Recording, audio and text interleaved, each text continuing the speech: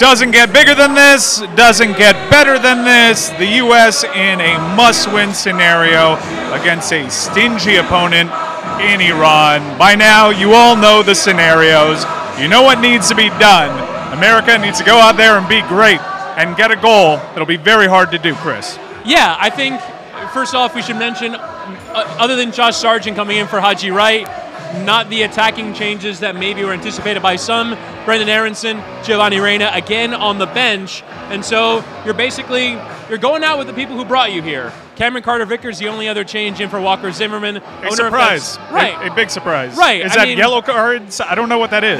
No, I don't think Zimmerman's on a yellow card. No, he didn't even get a yellow for the foul against Wales. Correct. I'm not sure what's going on. I mean, it maybe is to try and improve with the ball because you're going to need the ball. And Zimmerman at times has been questionable with the ball at his feet. But otherwise, I don't know why you break up what's been a very good central defensive pairing. It actually, we've talked about the doomsday scenario of a 0-0 draw. It would be kind of remarkable if the U.S. went out of the World Cup having not conceded a goal from open play.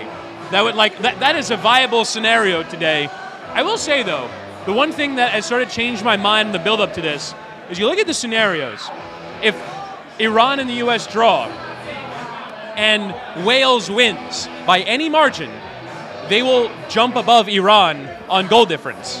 And so it's not completely must not lose for Iran. I know that Wales beating England is not likely, but that situation is on the table, and I think their starting lineup would suggest that they're not going to be completely bunkered. I think this game might be a little bit more back and forth than we might have expected. And if you want to keep an eye on the England game, keep in mind both games happening simultaneously. They do that to protect the integrity of the result. England getting some rotation in their squad. We're seeing some players get some run that hadn't really been getting play time due to the frustration of many over in England. So a walk in the park, maybe.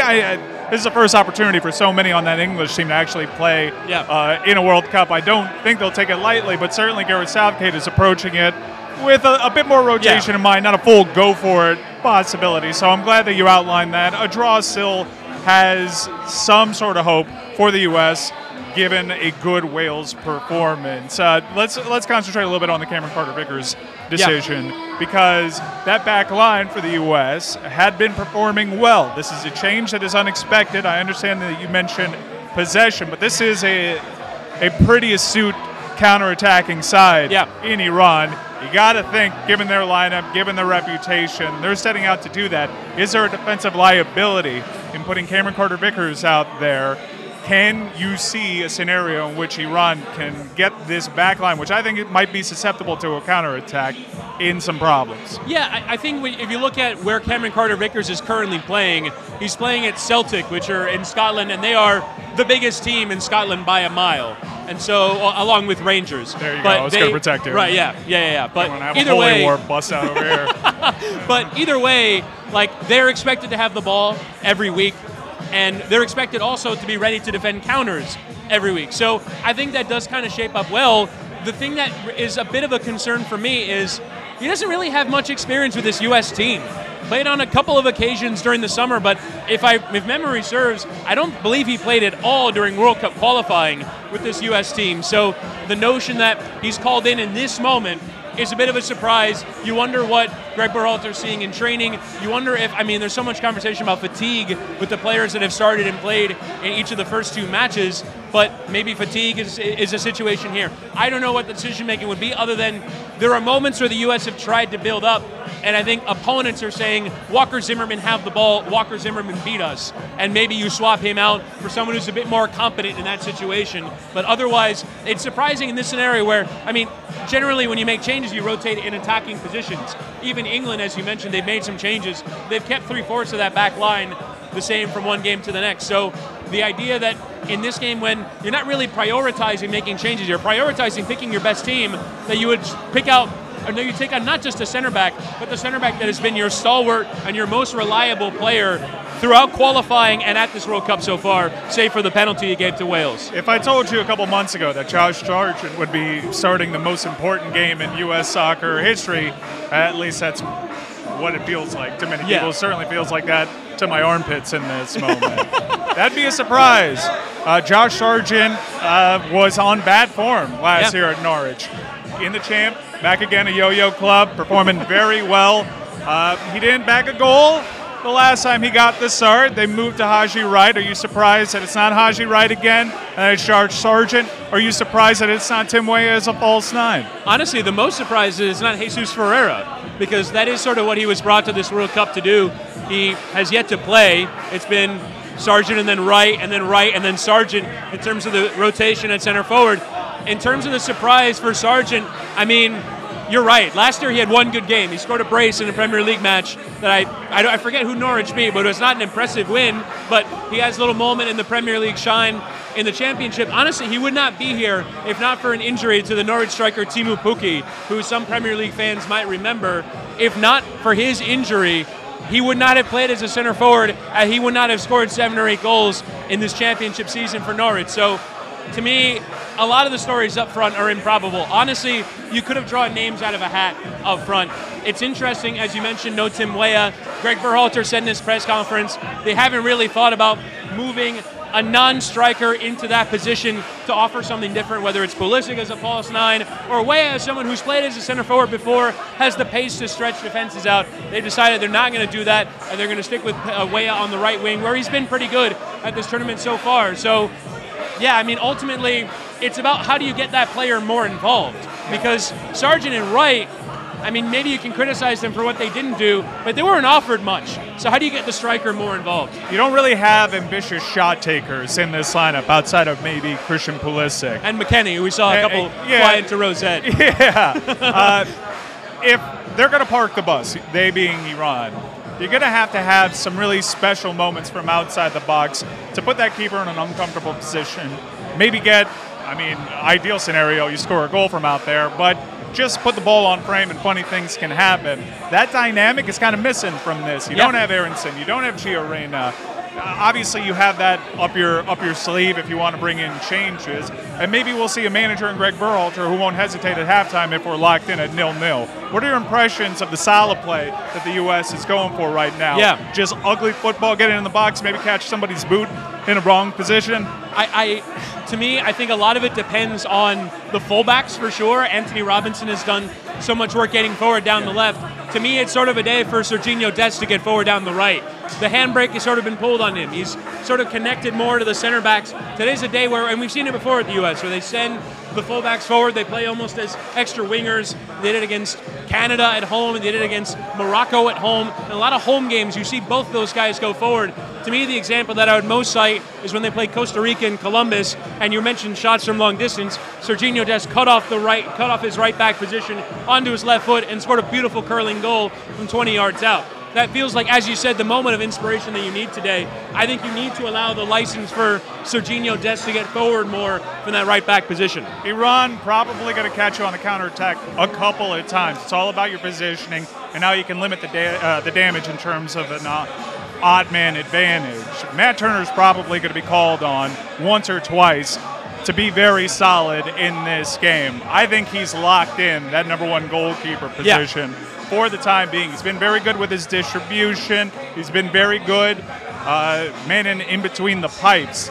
Do we see a performance in that back that will galvanize a unit earlier on? Will he be taken out of the game? And that's what these counterattacking teams want. They will seize on one mistake.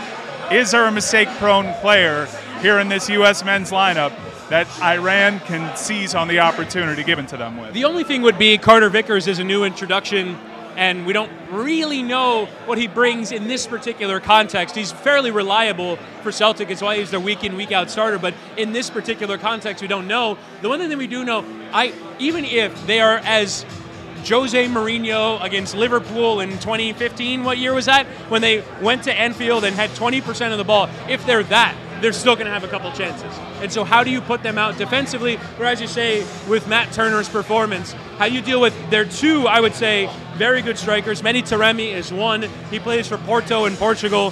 He's a very good Champions League player. He's got genuine pedigree. And the other is Sardar Azmoun, who plays for Bayer Leverkusen in Germany. They've got a couple players where you don't want to leave them isolated up front with a chance to run at your defense. I think even if they are as defensive as can be, they have enough quality to get the ball up the pitch and cause the U.S. a problem. So I don't think this is a game where Matt Turner doesn't have to make a big save or the U.S. don't have any chances conceded. you're going to have to sacrifice some things in order to go get a goal, particularly if you want to go get a goal early and just send everyone flying at Iran.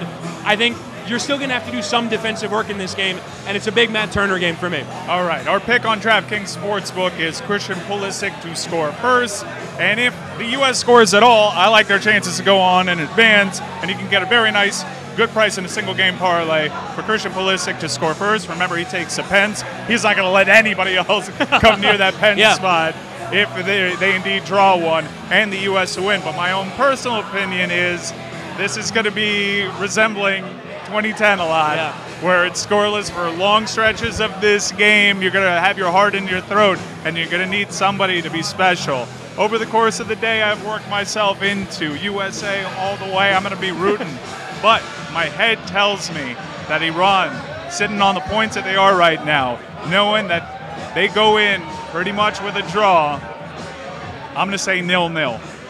I'm going to stick with 1-1. I said the U.S. would get through on Friday. Every time I've been asked since, I just have this pit in my stomach. I can't let go of it just because the U.S.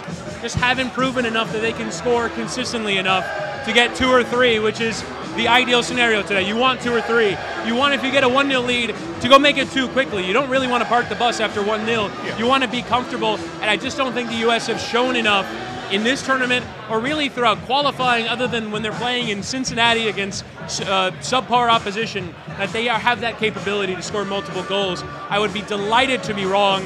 I hope I'm not sweating this out late, but I get the feeling that I will, and I think this is going to end in a draw. As you know, as the audience knows, a World Cup cycle is 4 years long. It'd be really unfair to boil everything down to one decision.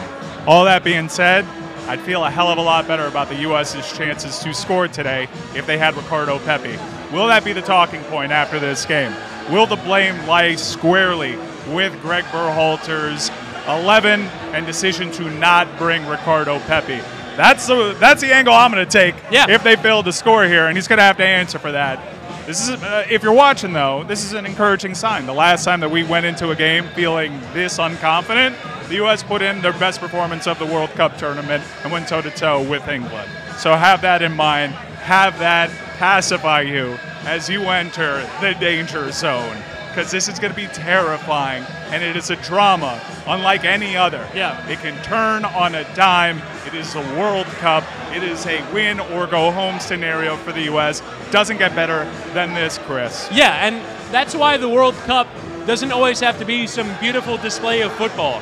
The tension is what really drives this tournament. It's not necessarily this amazing sport, and it's why I kind of wish that U.S. fans that are new to this wouldn't judge the sport itself, because there's so much pressure. There's so much weighing on these players. It means so much for the history of the sport in a country to do well at major tournaments, to do well at World Cups, and it's no different for the U.S. And so I hope that they don't walk onto the field with feeling too much pressure, but it's almost inevitable. You can't help it, and it's why you almost have to sort of release it into, let's just go flying at Iran. That, for me, is one thing I want to see. First 15 minutes, just go. Try and get a goal early. Press and shoot and keep going at this Iran team early, so you can get an early strike, get an early goal, and kind of calm the nerves a bit. It's tense, it's nervy, it's the biggest moment for many of these soccer players on that pitch today, and on top of all that, we're going to sprinkle in some geopolitical ramification. Yeah. It is a huge day. We'll be with you at halftime, so make sure to subscribe, youtube.com/LeBatard and Friends, and as always, we'll be live with you following the game to either mourn with you or celebrate. I know Chris Cody's doing the worm if the U.S. get an early goal. He promises such, and he's here. Chris, you want to pop and lock it for the folks? Let's go! Let's go!